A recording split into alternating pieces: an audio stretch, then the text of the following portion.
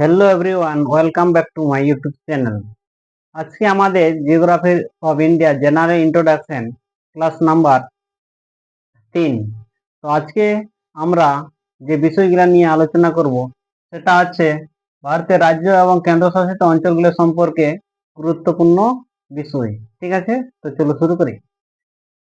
দেখো, বর্তমানে ভারতে 28টি রাজ্য এবং 8টি কেন্দ্রশাসিত অঞ্চল আছে। বর্তমানে কটি রাজ্য আছে? 28টি রাজ্য এবং 8টি কেন্দ্রশাসিত অঞ্চল আছে। তেলেঙ্গানা রাজ্যটি 2 জুন 2014 সালে প্রতিষ্ঠিত হয়, যার রাজধানী হচ্ছে হায়দ্রাবাদ, এবং যে রাজ্য থেকে আলাদা হয় সেটা হচ্ছে অন্ধ্রপ্রদেশ। জম্মু কাশ্মীর এবং লাদাখ, ঠিক আছে, 31 অক্টোবর 2009 সালে কেন্দ্রশাসিত অঞ্চল রূপে প্রতিষ্ঠিত হয়।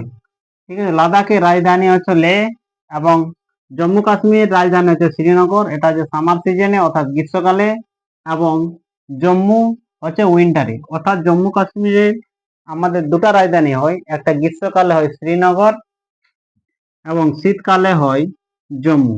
এরপর কোশ্চেন আছে, এরিয়া অনুসারে ভারতের 4টি বড় রাজ্য হলো রাজস্থান, সবচেয়ে বড় রাজ্য হচ্ছে রাজস্থান, তারপরে হচ্ছে মধ্যপ্রদেশ, তারপরে হচ্ছে মহারাষ্ট্র, তারপরে হচ্ছে অন্ধ্রপ্রদেশ।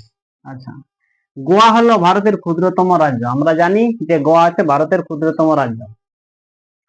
দমন দিউ এবং দাদর নগর হাভেলি 26শে জানুয়ারি 2020 সালে একটি কেন্দ্রশাসিত অঞ্চল হিসাবে যুক্ত অর্থাৎ মার্জ হয়।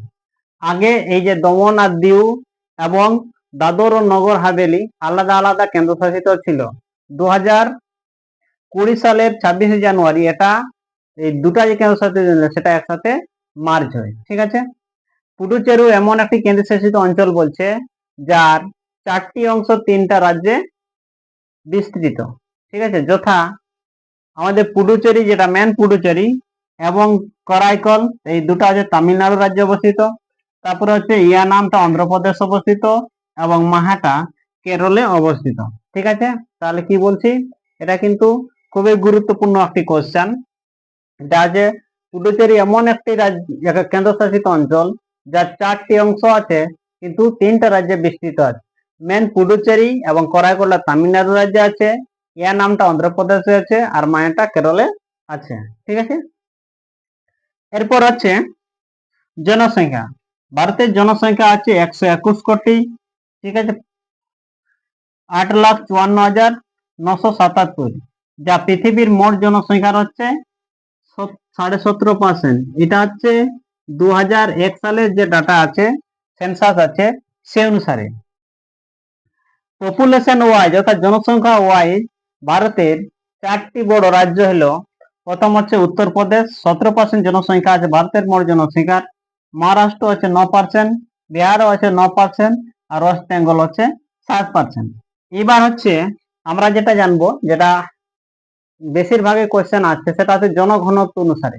জনঘনত্ব অনুসারে সবচাইতে বড় রাজ্য আছে বা সবচাইতে বেশি জনঘনত্ব আছে বিহারে। কতজন? 1102 জন। তারপর হচ্ছে ওয়েস্ট বেঙ্গল 1029 জন। তারপর হচ্ছে কেরল 859 জন। তারপর হচ্ছে ইউপি অর্থাৎ উত্তরপ্রদেশ 828 জন।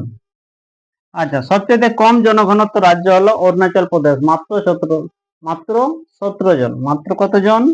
17 জন। ঠিক আছে, 2011 জনগণ অনুসারে ভারত পৃথিবীতে দ্বিতীয়, অর্থাৎ জনসংখ্যায় ভারত পৃথিবীতে দ্বিতীয়। ঠিক আছে, চীনের পরে। চীন হচ্ছে সবচেয়ে জনসংখ্যা, কিন্তু বর্তমানে ভারতের জনসংখ্যা কিন্তু চীনের থেকেও বেশি পার হয়ে গেছে। ঠিক আছে, কিন্তু এখন কোনো মানে সেরকম ডাটা বার হয়নি, তার জন্য এটা আমি দিইনি। ঠিক আছে, এরপর হচ্ছে আমরা পরের ক্লাসে জেনারেল যে ইন্ট্রোডাকশন আছে ইন্ডিয়ার, সেটা সম্বন্ধে বা সাধারণ যে পরিচিত আছে সেটা সম্বন্ধে আমরা আরো ডিটেলসে জানিয়ে নেব। ঠিক আছে, তো আজকের ক্লাসে এখানে সমাপ্ত। ঠিক আছে, সকলকে ধন্যবাদ।